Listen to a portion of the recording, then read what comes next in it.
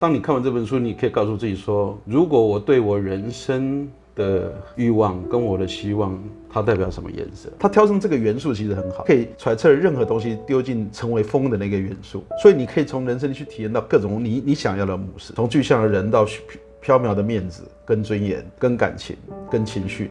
其实都可以用这个模式去看，然后你情绪是什么颜色？我今天是黑色，明天是白色。所以说标色这件事情它就是一个陷阱。我觉得他很聪明，他用风这个来代表，因为风它其实本身其实是无具无相，对，甚至无始无终。风这个图片它还有个叫做依附具象，它不是单一个具象。我今天看到茶，它就是茶，它不是，因为风它无形，所以你能看到风存在是来自于风动。我说你看人不要有颜色，这个绘本的一开始的颜色其实就是一个陷阱，你给它什么颜色？你注意看它整部书的一开始，这个小孩子开始出门要去寻求探索一个风的颜色。他从一开始遇到了那只老狗，然后告诉他是多彩的。为什么多彩？其实在这里面，这只狗的身份里面，它是家犬，它有看到玫瑰花、草丛。狗狗在这里面的身份里面，它的多彩代表它是快乐，所以它用风的代表，它看到的花跟草是它快乐的感觉，所以他就说风是多彩。后来他又遇到了那只狼，那狼说是幽暗的森林，其实它代表的是邪恶的，是隐界中内在隐身的那个比较阴险的那个部分，比较负面的东西。接下来是遇到一个大象，那大象在说的那个部分，其实它在揣摩是说圆润的大象里面，它代表它的圆融跟对事情的一些态度跟人际关系。从这个表面上，它是依附具象的形式上，就是说，当你看不到这个东西的时候，你不能形容风是什么。所以，他们把这个无形具象面变成有形具象的模式。它动物都是用周边的环境来代表它自己，也就像我们人类一样。像阿丹，我觉得阿丹像什么？如果叫我去形容他，那他很就像我昨天遇到，就是小不要多心。小我们人类都以我们熟悉认知的形式上去做一件事情，在形容一件事情。就是我们会用我们周边的形式上来诠释对方每一个你可能周边的模式。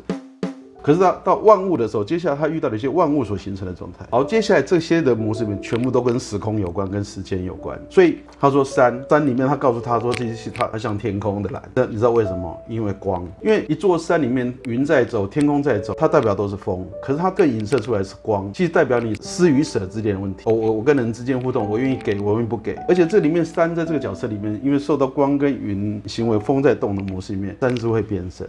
因为光在抖，云在飘，就代表风的存在。它接下来这部分全部在谈时间，所以它代表的是时间跟时空的模式。然后你刚刚说的那些布料啊，或者是吊在衣架上的，或者窗帘在动的模式里面，它代表时间的流动。一个是光的改变，一个是时间的流动。他问了雨，可是雨不说话。那一段其实最有意思，为什么他不说话？你有没有想过？每个人都说就是雨不说，雨不说是因为他活在当下。因为他下雨的过程里面，他在问说雨风是什么？因为他已经是风的一部分，所以他已经活在当下。后来他开始讲的就是蜜蜂的部分，蜜蜂就是你的工作。可是里面告诉你说，它像太阳的颜色，所以他告诉你说，你的努力工作跟你的希望，你在正在朝向一个模式里面去看，它代表你的希望，你的工作跟你的希望。所以他说它是阳光的颜色。后来到最后面，他谈到的其实是溪水的部分。他说他走过一段溪，问溪水说：“哦，风是什么？”他说：“天空什么颜色，我就什么颜色。”它是相应跟天空有关的，所以这代表你是不是随遇而安，或者依照环境的改变而你去适应它。所以溪水是最自在的、最自由的。它其实它没有，它不诠释任何的东西，它给予什么我就给予什么。这里面又代表它其实也有反省跟相应，就我们来说对应的模式。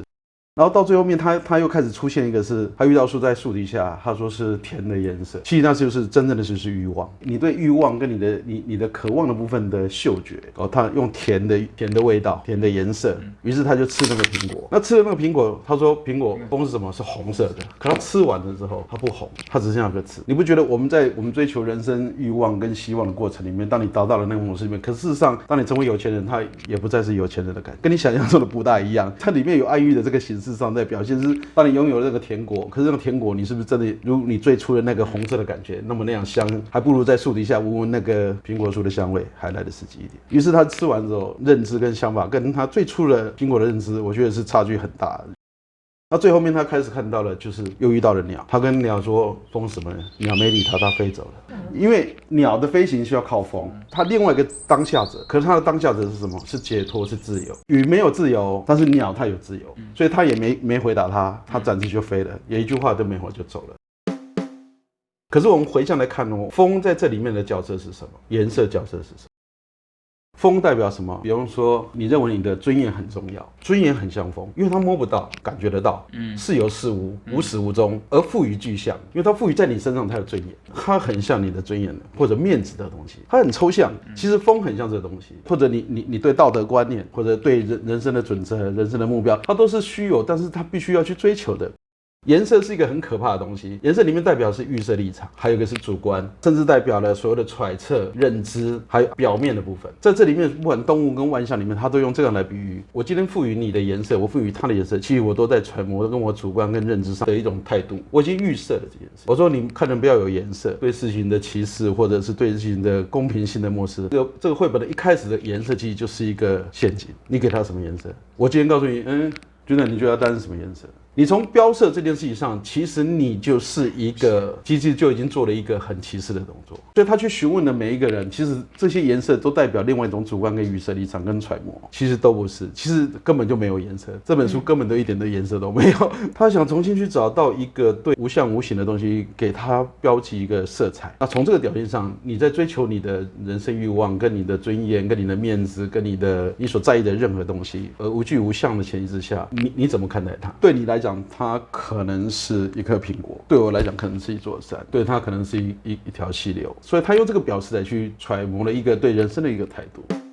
你们读这个风的颜色里面，你们读到什么？巨人，读到巨人，小小的巨人。每一个角色都是站在自己感受到的，就认为风应该是那样子，就是都是以自己那个位置，看到是什么，然后觉得风就是什么。当你看完这本书，你可以告诉自己说，如果我对我人生的欲望跟我的希望，它代表什么颜色？其实里面两个不回答，这两个角色是最重要的，因为他活在当下。雨要靠风而起，所以他第一个活在当下，但是他是被动的活在当下，而鸟呢是主动的活在当下，它是自由的。所以当有一个朋友存在，或一个亲人存在，或你的感情存在，你要像鸟一样活在当下，而跟他依附的共生，而不产生了任何对色彩的偏离跟歧视。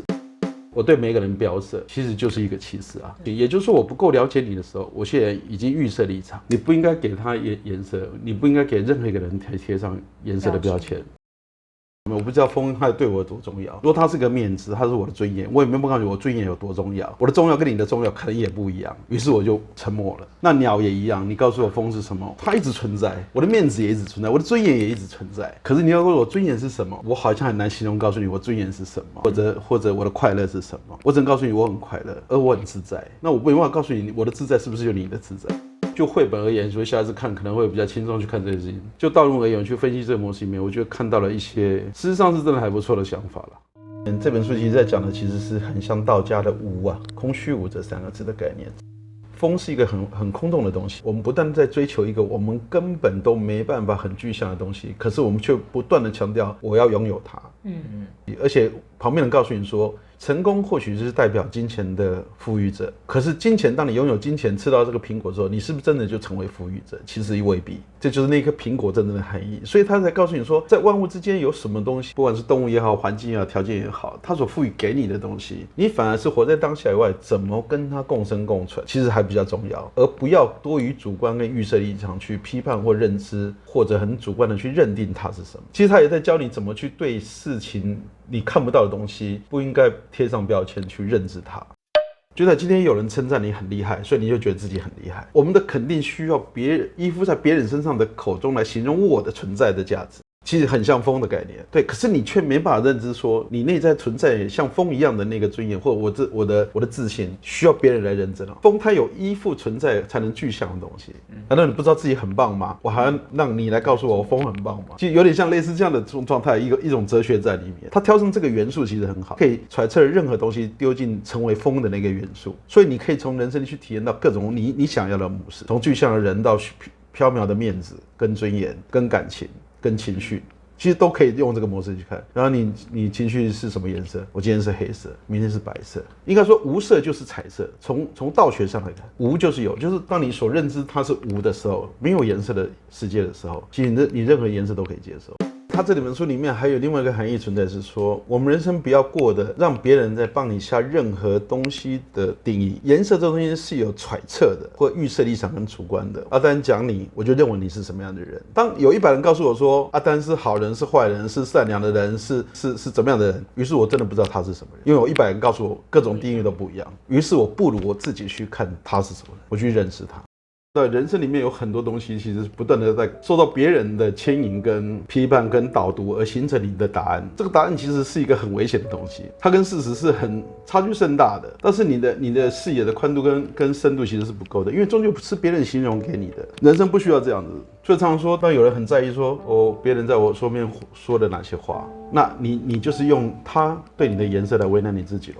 不，这里面有告诉你，再回头最根本的条件就是一个白色的字。你认为它是黑色，它就是黑色；你认为它白是白色，而是我认定的，而不是别人来告诉我是黑色，它是彩色，它是有果香味，它其实都不是，是你要什么，你认为你是什么，它是强化你的自信心的模式。我觉得这本书的想法是在这点上，所以我觉得还蛮有意思的。Hello， 大家喜欢这是绘本的导读吗？你也想要听听师傅导读其他绘本的话，欢迎下方留言说明或链接给我们。喜欢我们的影片，请订阅、按赞跟分享，记得开启小铃铛，最新影片不漏开。如果你不喜欢我们的影片，还是要订阅。